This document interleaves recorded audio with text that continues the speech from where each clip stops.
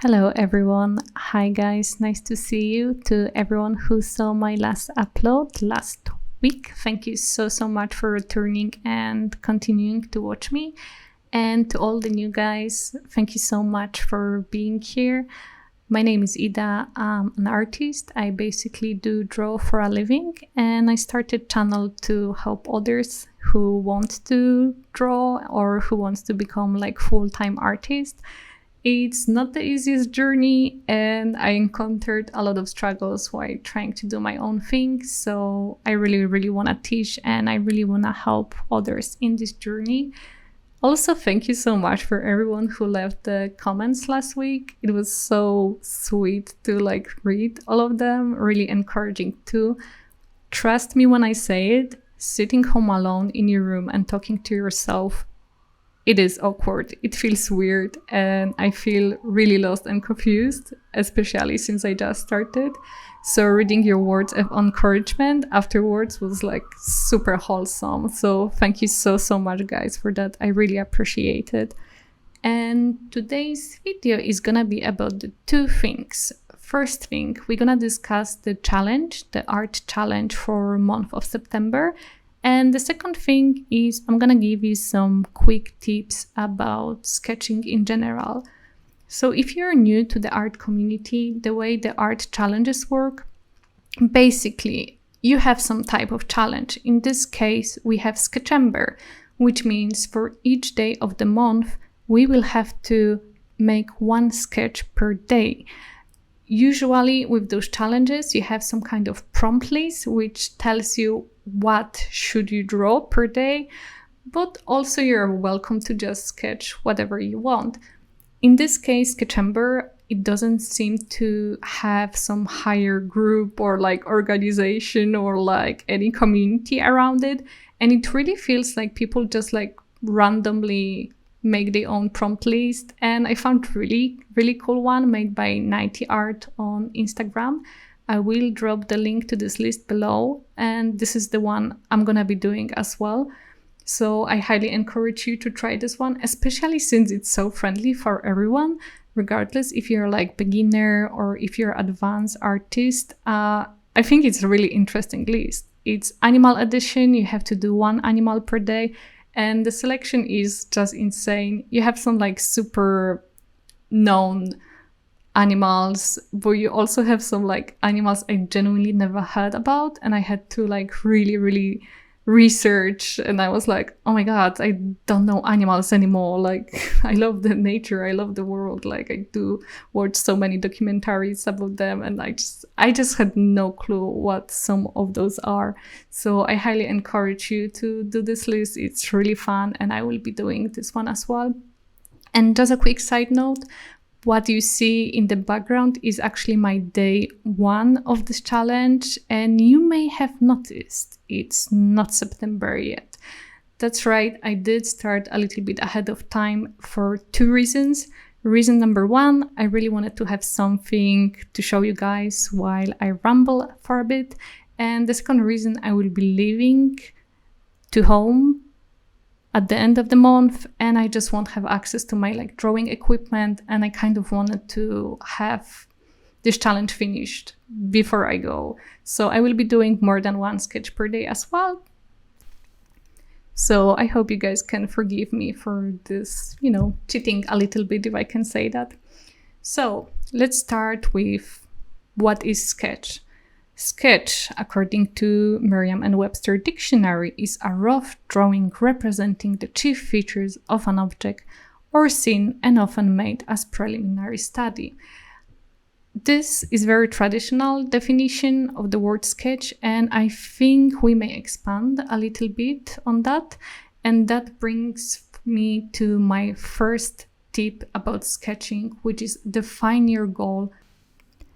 Having a clear goal to achieve or some kind of purpose is crucial for basically anything you draw. Goals give you structure and add some types of limitation that speed up your process. It also allows you to question yourself while you're drawing. Let's say my goal would be to make a very quick sketch, very quick construction, just so I can paint over it later on. So during this process, I would be asking myself question, hey, am I finished yet? Is this good enough construction? Is it working? Can I finish the painting with something like that? It will basically tells you how much time you need to put into something, and it will also tell you when to finish what you are doing. And you can have completely different goals and completely different purposes while you're drawing. Just to give you quick examples of goals or purposes you may try to achieve with your sketch. Mentioned before, having some kind of construction for the drawing, right? We already discussed limitation for this. Another case could be to show your ideas, very common in concept art. You want to just quickly, efficiently show what you have in mind, what you're assigned to do, or generally represent something, right? In this case, you would ask yourself, hey, is this design clear? Is it giving clear information for the viewer? Am I satisfied with the elements? Am I satisfied with the presentation? Am I satisfied with all those kind of things that go in the concept art? Sketch can be also a study, and your goal can be to have some kind of information recorded in your brain, right? So during this study, I would ask myself, hey, have I learned enough? Have I learned this particular thing I was trying to do? And then based on that, if the answer is yes, you can finish the sketch and move to the next one. Sketches can be also, and your goal can be also to just make something pretty. You just want to have some like nice thing that you can be proud of and stuff. And in this case, you don't have a time limit. Basically, the question is like, am I satisfied or am I not satisfied with what I'm doing right now? And there is infinite number of goals, infinite number of purposes you may have when you are doing a sketch, but it's really, really good to just establish what you're aiming at, basically.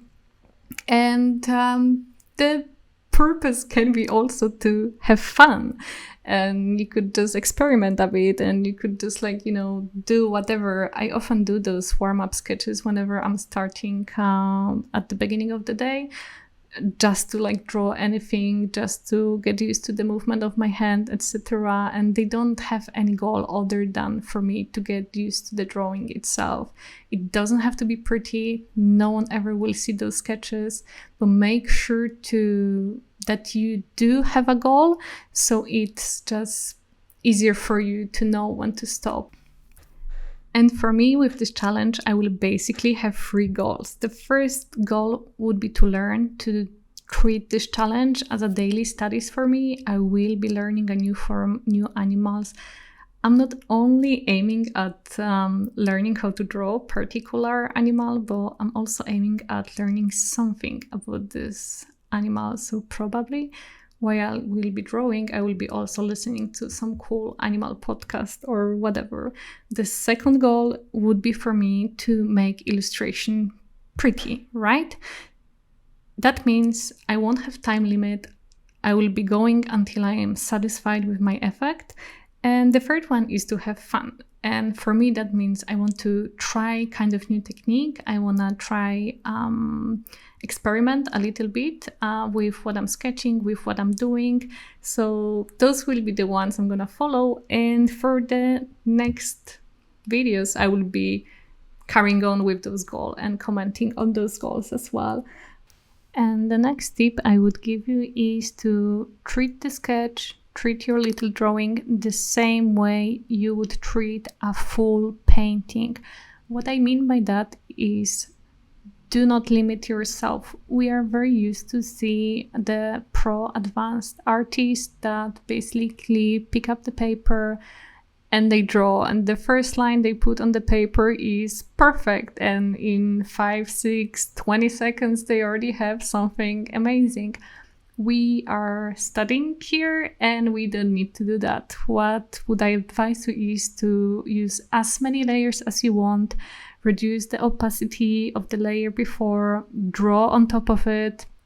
I would encourage you to erase, to do everything. If, of course, your goal is to make something pretty like me, to have something to show. That's what I'm gonna be doing, and this is something that's really encouraging when you're a beginner. When I started, I saw a lot of those pro artists doing those awesome sketches, and I kept trying and trying to do perfect sketch like they are doing, right? Like automatically, like immediately. And I just couldn't do it. And I was angry and frustrated. And I was like, oh, why my drawings are so bad? And then I was like, you know what, I would just do it my own way. And I started erasing, and I started using multiple layers and all this kind of stuff. And it helped me a lot. And right now I don't have to do that anymore. Now I can just like draw without any problems.